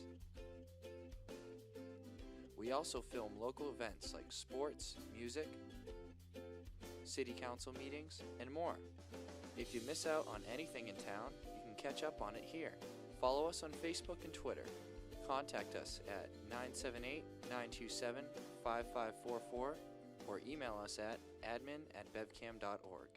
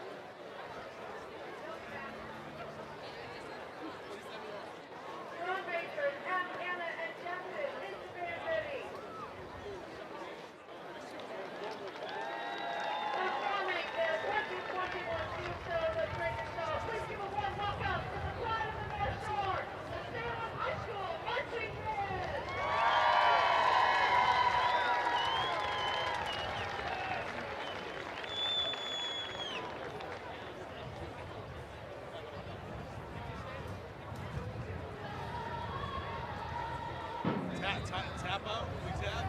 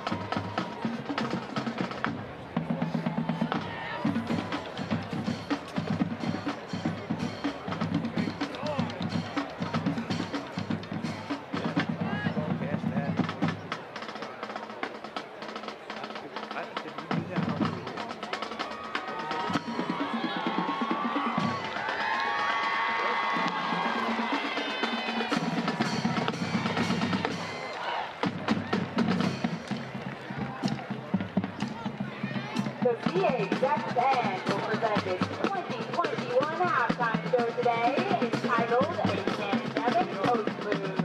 A musical reflection of how our lives have changed over the past 18 months. The band is led by drum majors Brendan Fitzpatrick and Rebecca Curley. The color guard captain is Marina Durrett. Directing the color guard in her 7th year is recently married VHS alumna Mrs. Jeff Breyer. The drumline instructor is Mark Galbraith. Serving as the band show instructor once again is George Reading Elementary band director and all-around nice guy Christopher Figure 8 Tatro. This year's other marching band staff includes Lynn music teacher Adam Sylvia, UMass Lowell graduate student Lawrence Leva, as well as Beverly music teachers Alexis Carr and Nicholas M. Kraska. And in his 10th year as Beverly High School band director is Adam Costa. Many thanks go out to our VHS parents and the Beverly Music and Performing Arts Association for their continued support with our transportation and equipment needs, as well as running the concession stand for today's game. Please pay them a visit and treat yourselves to a snack. The VHS Music Department relies on the hard work and support of these parent volunteers to put on shows just like the one you are about to enjoy. Drum majors, are you ready?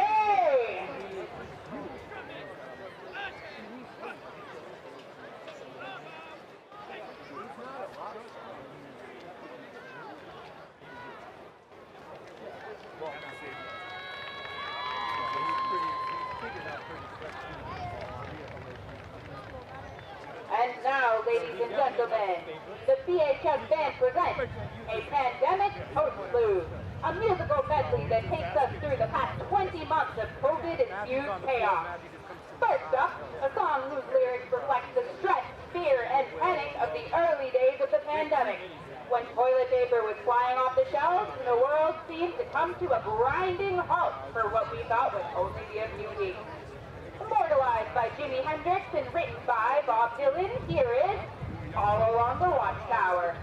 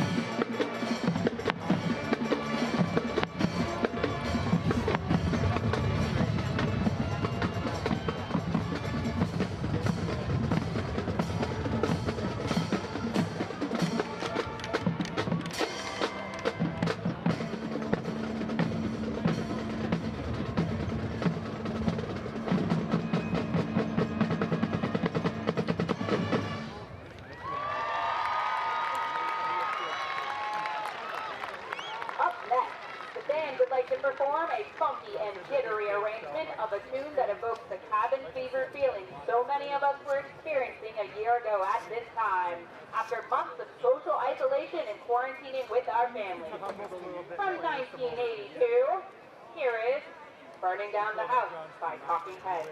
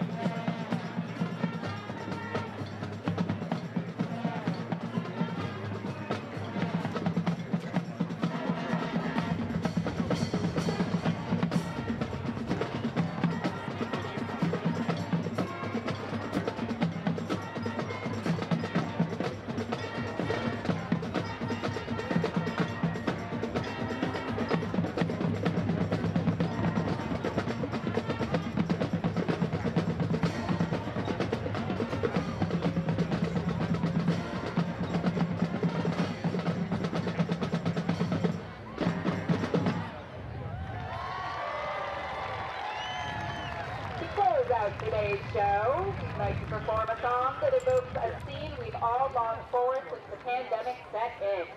A day where social distancing and isolation could finally be cast aside in hopes of gathering once again with our families and friends to celebrate the light at the end of the tunnel.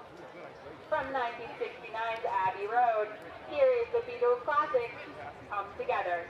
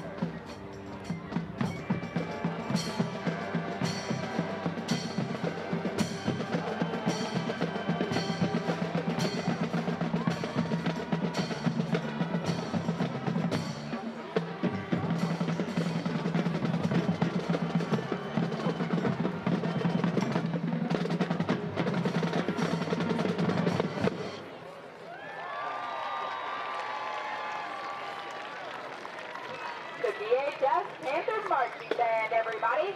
You still have one more chance to catch us in performance before the 2021 season closes out. Come on down to Cabot Street this Sunday at 1 p.m. for the annual Beverly Holiday Parade, where we will perform just ahead of Santa's arrival. Thank you for all of your support of music education in Beverly schools, and enjoy the second half. Happy Thanksgiving.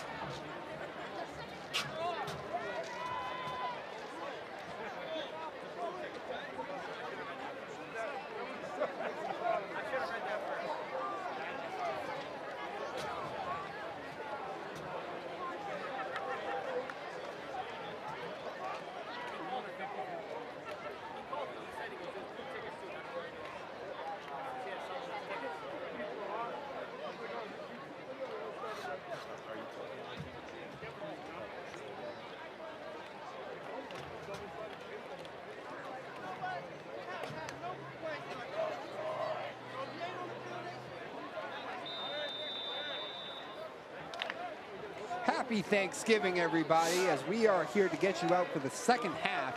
Panthers really lined up right about to kick this ball off in what was the first half dominated by Beverly. Records set all over the place, Rich Francis, as Beverly finds themselves up 60-14. Yeah, we'll run those down as we look at our stat sheet that Phil Stacy lent us. Media with the return for Salem. It's great having Phil Stacy in the booth. Oh, absolutely.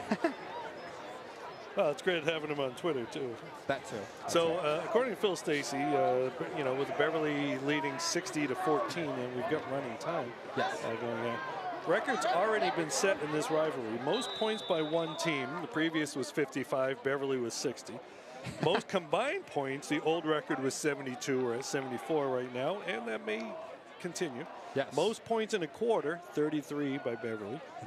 And most yards and a half by one team, 337, and combined 472. Yes. So lots of records. I'm sure Salem would rather not have some of those records at this point. Very one-sided in the record books for all this stuff going on right now. I'm sure it's kind of hard to look through all the numbers, but this is second-team defense at this point for the Panthers, and I'm sure will be second-team offense as well. Yeah, you'll probably keep some of the starters in there just to fill some spots, but. And now, for anyone who's not familiar, in blowout games in high school, you have running clocks, so it doesn't matter what happens right now. Incompletion, whatever, the clock is just going to continuously run. All right, Del Valle. Del Valle on a handoff, surges forward for some nice yardage. Salem on the move. Salem was held scoreless in the first quarter and eventually showed some life and some fight in the second quarter. Finally gave Michael Reddy some time, and he actually was able to make some nice passes. Yeah. So Salem didn't run much in the first half. We're already seeing a couple of straight runs right there, going after the heart of the defense there. Yeah, and it was all facets of this game, too, that's built this lead for the Panthers. They forced 3 Salem turnovers. They've obviously done well on offense, passing, running, and the special teams score to start out the game by Andrew Schweitzer. Yeah, so Beverly has a special teams touchdown, a defensive touchdown. Yes. Touchdowns in the air, touchdowns on the ground. Just a nice, well-rounded first half. I'm trying to think of all. Sullivan, I believe, has 1. DeJesus has 1. Schweitzer has 2. Sop has 1. Sparkman has 1. Actually, Sparkman has 2. Sparkman has 2. Yeah, 1 on offense, 1 on defense. He That's had that, right. He had That's that receiving touchdown, that long touchdown pass by Pierce Hine. And then the fumble. And the fumble recovery. Oh, fumbled the snap. Oh, no. Bad. All right, so Salem had been moving the ball. I know. That's the second time they've done that today. This time they were able to recover. The last time was, as you were just talking about, was when Sparkman hit them with the scoop and score. Yeah. So that sets Salem back now as it's 3rd and 8. I think I may be on my sheet here, maybe missing a touchdown for Beverly. All right, so we got a trips here. Motion, receiver motion here. And they're going to go another handoff. Yeah, another handoff to Volley, weaving his way through. He's got a first down and a few more. Now, granted, this is, essentially your second string, but maybe if Salem had done this a little bit more, they could have at least burned some clock and prevented an extra possession. Okay. I'll listen to you then on that one. They could have burned more clock. But from pretty much right away when they were trying to run the ball, I thought they weren't going to have a lot of success between the tackles today. No. I get what you mean, though, totally. No, I do. Probably less turnovers, too, if they had done that. Okay, now he's throwing the ball. Ready to throw. Rolling out, deep. Sets his feet. The man's lobs it up. open. He's wide open. All right. Well, there's a little miscommunication there. Michael Curtin. That's Curtin's Curtin's second touchdown, by the way. Yeah. That one on a long reception there from Reddy. Nice job by Reddy rolling out, stops, sets his feet, and hits Curtin, who was wide open, though. Yeah, so Reddy got outside. He had a little time to set himself and throw deep, and looked like a little miscommunication by the defense there. And just adding to the points on that combined score. Oh, yeah, record. yeah. 80 combined points. Yeah, at this point, we're just trying to really shatter that record. Just completely shatter it. Make it so no one will ever be able to reach it. Yeah. Ready to throw on a quick strike. 2-point conversion. He's in. And he's in. 2-point conversion is good. Let's go. Let's add more to the record. Just keep fueling that. Keep tacking it on. At 82. All right, so Touchdowns don't even stop that clock, Rich. right. Just keep our. We were talking to the scorekeeper earlier. We said you might have the easiest job in the second half. So just let it run.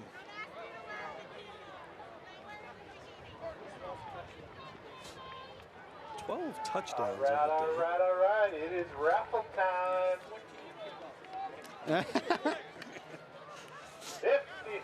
raffle. Nice little chunk of change for you. I don't know if they keep track of that, but that's a good point. But you won't be disappointed. I'm sure they'll hit the record in kickoffs for this game, too. Yeah. It's a blue ticket. Good crowd here today. 50-50 should be pretty good. I know. 967 3319. 967-3319.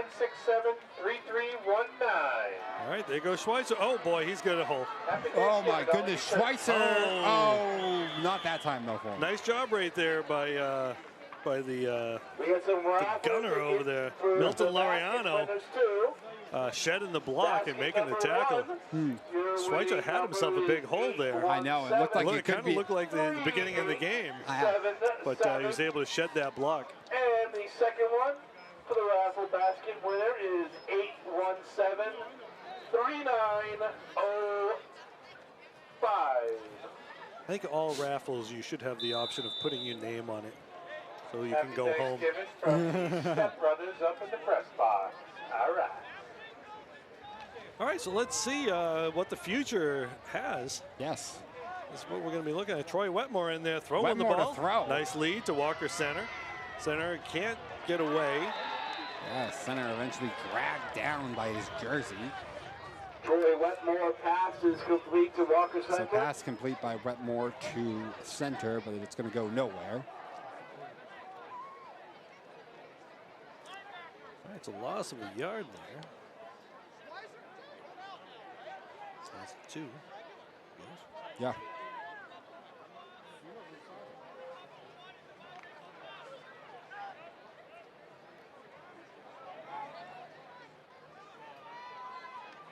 Wetmore with the give. Yep. Get back to the original line of scrimmage, it looks like. Okay, so Peabody beating up on Saugus 41-0. Yep. You know, What do you have? We had the Marblehead Swampscott game. It was really close. It was, what was 21-20 right now? yeah, Marblehead in like front. that. Yeah, I think so. So you know, Peabody Saugus. That's one of those things where at one point those two schools were about the same size. Maybe Peabody might have been bigger.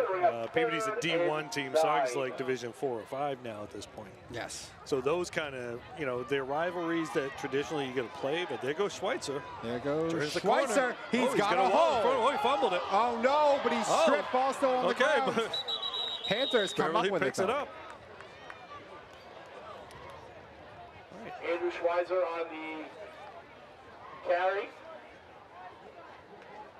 All right, so Schweitzer with a nice run, lost the handle, Yeah. but picked up an extra 10 yards almost off the With foot. the fumble recovery for Beverly.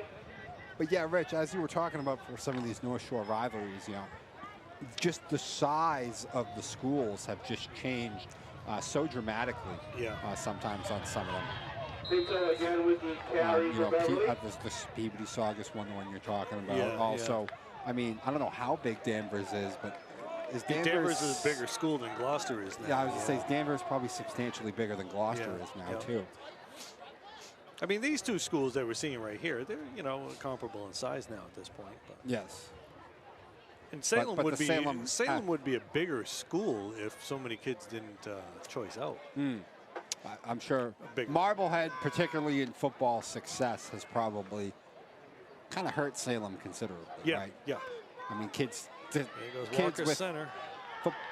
especially football kids with talent, probably end up choosing to transfer to Marblehead. Yeah, yeah. And, you know, Marblehead is about 1,200 students now, I think, from what I hear. So they're a bigger school than, you know, I mean, 10 years ago, they weren't that big of a school. They were like a Division III school. Now they're, you know, and now we have 8 divisions, right? So, you know, so they're actually one of the bigger schools now in the conference. Whoa. Wetmore, a little trouble on the snap, but he has it. Chucks it right into someone. Ball bouncing all the way around. So that was I wonder how many really people that hit off of. Really smart play by Marcelo Pinto. Wetmore went to throw the ball. Ball got tipped up in the air. Pinto, rather than trying to make an attempt to catch it, just knocked it down to prevent an interception. Yeah. So it's a nice play. Smart play by Pinto there. So that will bring up the 4th down, and for the first time today, the Panthers will be forced to punt. All right, so let's see who. Normally it's Grant Easton's the punter. Actually, it looks like they're going for it. Oh, okay then. All right, well, there's only less than a minute left in the quarter. There goes Schweitzer. There goes Schweitzer on the handoff. There he goes. He's got a chance. Around. Oh, just missed. Oh, actually, you know what? He may have gotten that first down. I think he got it. I don't think he got it, though. They're going to bring out the chains, I think. Okay. It doesn't look like it, looking at where the referees stand. They may have to get a measurement. Nope, didn't get it. Nope, I didn't think he did.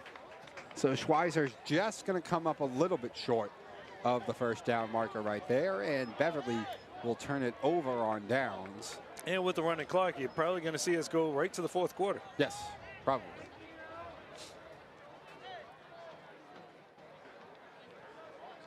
And it doesn't look like Salem's in any hurry. No. To line up there. Yeah, and with that, we will go on to the 4th quarter. Salem getting another score there in the 3rd quarter to make it 60-22. The score here from Herd Stadium. Now 4th quarter, the last 15 minutes of the season in football. It's time to turn the page for Beverly, and we're moving on to basketball pretty soon. I think the tryouts start Monday. First game December 10th against St. Mary's. And what is very much a hyped year this year for Beverly basketball. Yeah, there are high expectations for the boys basketball team. So it'll be interesting to see what happens with that. I mean, they've got a really tough schedule coming up. Coach Karakuda said, you know, pretty much if you're going to be the best, you got to beat the best. Yes. And he pretty much lined up at least the best teams in Eastern Mass. Yes, he did. He did. We don't know what the other side of the Quabbin Reservoir holds, but but the Eastern Mass he was some pretty good. Actually, Northeastern Mass, I should say. They're not going down south either. No, there's no other way to call that schedule but aggressive. I like it though. But both Lynn schools will be on there, despite the fact that they have departed from the NEC. St. Mary's will be on there. I don't have it completely in front of me, but but Malden Catholic. Malden Catholic will be on there. Lowell. I'm actually going to have a sit-down. Catholic Memorial will be on it as well. Catholic Memorial. So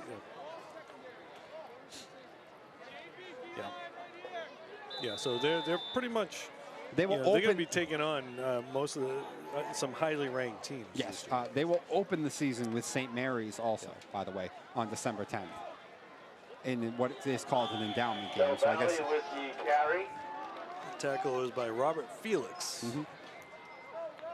It will be exciting, and you know, Beverly had their nice undefeated season last year, running through the NEC. But it's time to move on and play some of the top dogs. Yeah, in the area, you know, for sure. I don't think, you know, the expectation is you win the conference, but they've got higher expectations than that. Yes. I mean, you have to do what you got to do.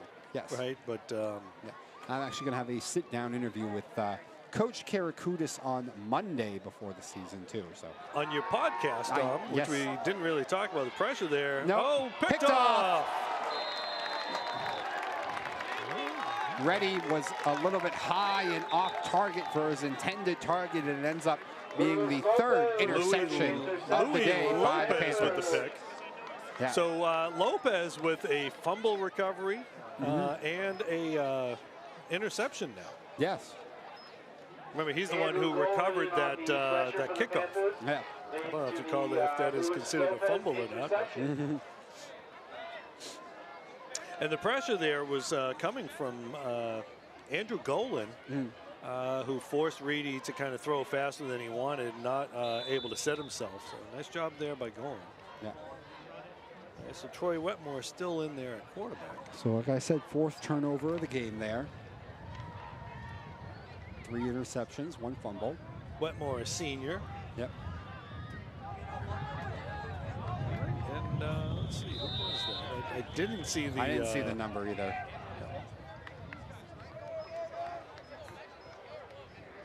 Wait, number 30.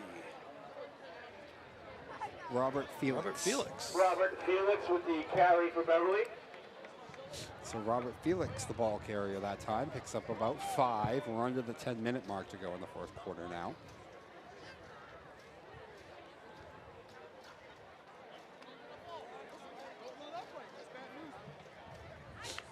While we're talking about other sports in general, Rich, what are your feelings on the Pats this year? Are they first place AFC East? Do you buy that?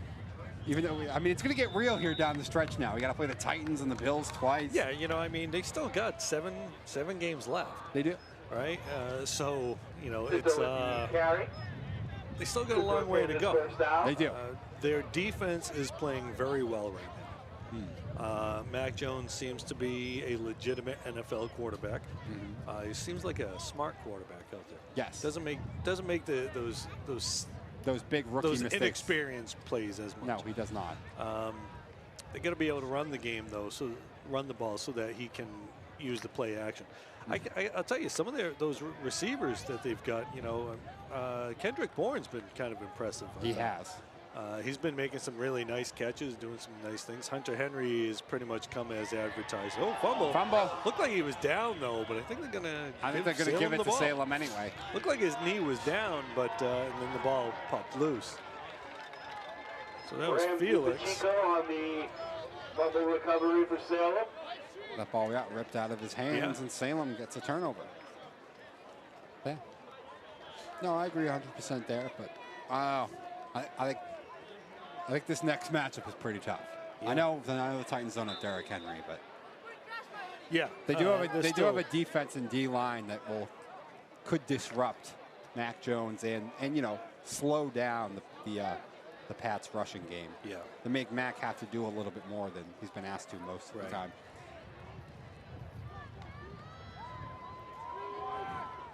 Ready play action, that fool. Okay. So Felix, you know, making up for that previous play. Yeah. Robert Felix in on the initial stop. Salem tried to do a little trickery, a little misdirection, but that fooled nobody. All right, so we're at about 7.5 minutes of running time going on.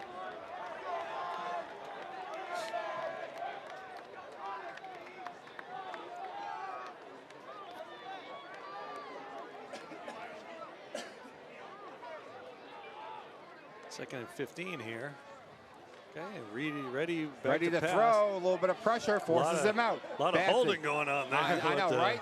Ready, continuing to dance around, still on his feet. Just throwing that up. Chucks it up for grabs, and it's picked. No, incomplete. A lot of hands on that one. That was just a bit of a wounded duck. Just get rid of it. I mean, that's a no-no.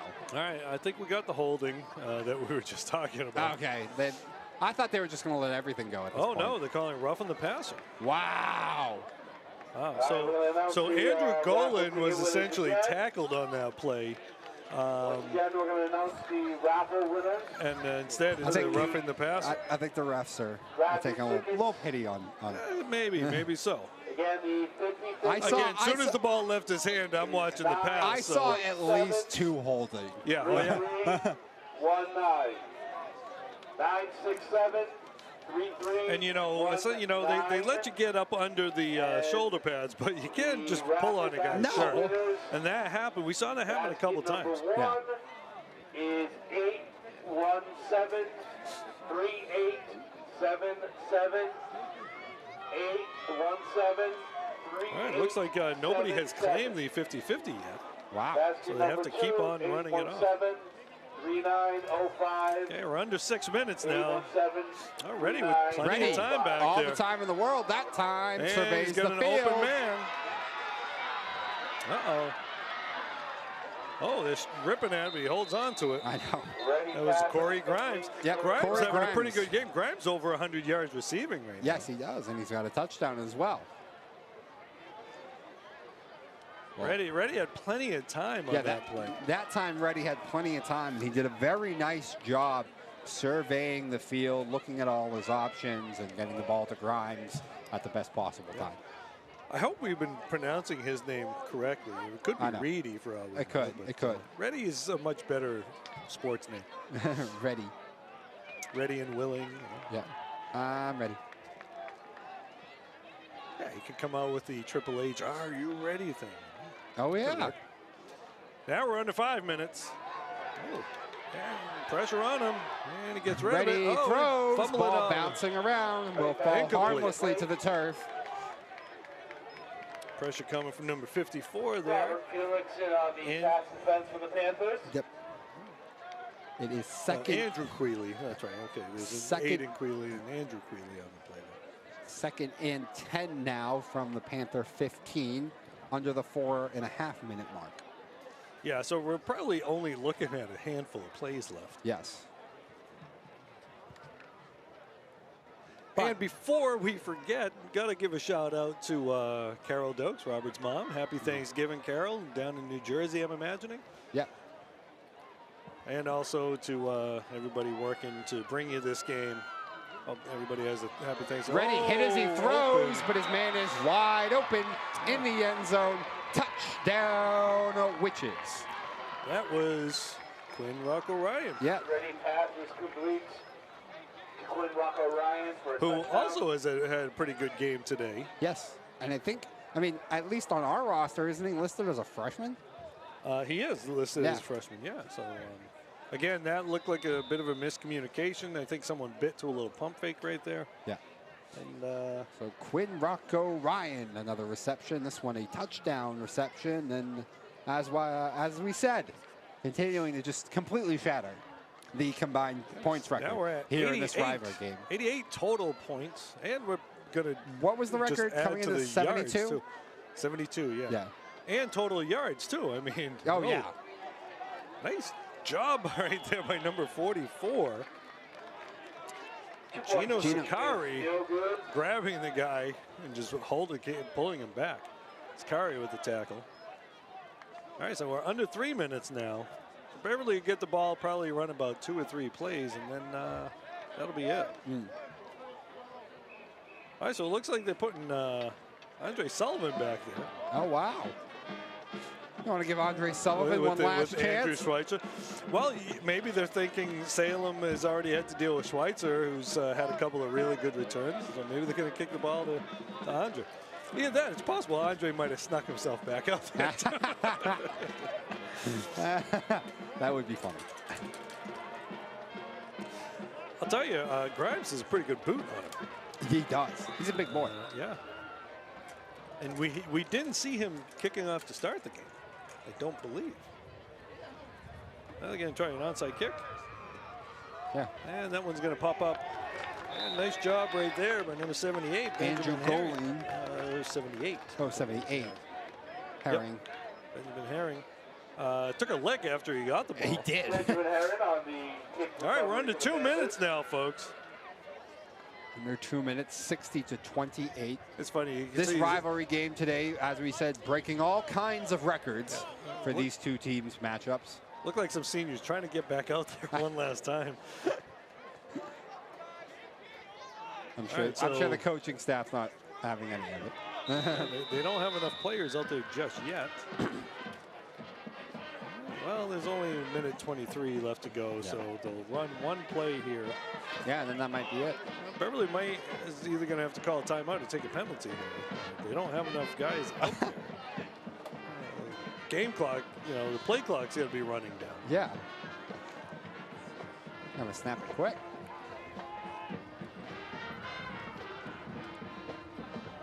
Handoff.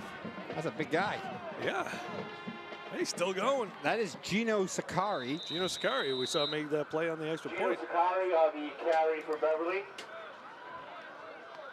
He is listed as a running back, though. Yeah, he is. Sakari with 8-yard carry on that. Yep. So at the 35-second All right, so mark, let's ball see. on the... We'll see one more hand of Andre Sullivan back in the start is back in the game. I know. Look, the whole start is back in the game, probably to take a knee. Yep. Right, and that's nice. You like to see that. Let those seniors get out there and get one last play. All right, And that's it. Heim will take the knee, and the Panthers will finish off their 2021 season with a victory over the rival Salem, which is this one by a final of 60-28, a completely dominant performance by the Panthers, who extend their winning streak in this rivalry game to 4 straight. Yeah, so, you know, where do you start with calling players out on the job they did? You know, like I said before the game, I said to Zach Sparkman, I said, Zach, give me something to say. You gave me plenty to say, doing it on both ends of the ball. Andrew Schweitzer having a really nice game offensively on a kick return. Andre Sullivan doing what he's done all season long. Jordy Irvine, Pierce Heim doing what they've done all season long. Pierce going over 1,000 yards passing, Andre Sullivan over 1,000 yards rushing for the year. Offensive line did a great job out there. They did a fantastic job. Those leaders led by Easton and Lyons, but they weren't the only ones. But they were just creating big holes for the running game, protecting the quarterback in the passing game. Some of those younger guys, Matt Sopp doing a nice job out there. What more can you say? They put 60 points up on the board against their rival. Yes. They had 53 at the half. Right? Yeah. No, 60 no, at they the had half. That's right, 60 at the half. They didn't scored all their in points in the second first half. That's right. Running time in the second half. Nobody, Beverly really didn't even have a chance. They could have scored some points, but they were just trying to, get everybody safe, get everybody home. Rich, I just want to do one last quick thing, though. Sort of Jeff Hutton's first year, sort of quick in review, how you think this first year went, kind of things we saw. I'm very happy. He seems to have implemented his new offense very quickly. They seem to get it very quickly, and it created explosiveness in the offense, something you kind of feel like the Panthers were missing before. You have to build a program, and that's what he's starting to do. Unfortunately, he's losing some really good seniors. Yes.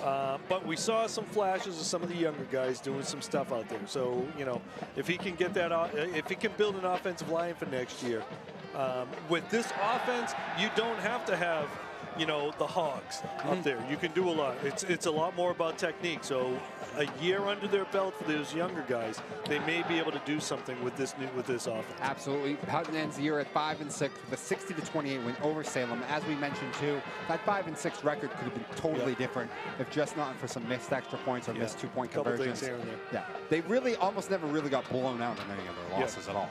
But I'll say today, congratulations to the seniors. The last game they're ever going to play at Herd Stadium. For a lot of these guys, last game they're ever going to play with the shell on. Great job. They did their job today. And happy Thanksgiving to those kids. Absolutely. Beverly takes it, a new record for one team to put up points in the game, 60. A new combined record for points scored in the game at 88. Panthers finished the season off with a victory. Dominic Lorenzano alongside Rich Francis. It's been a pleasure. Rich, I'll see you very soon, though, for basketball. Yeah, can't wait. Yes, can't wait. Absolutely. Happy Thanksgiving, everybody. Thank you very much, everyone, and have a great rest of your Thanksgiving.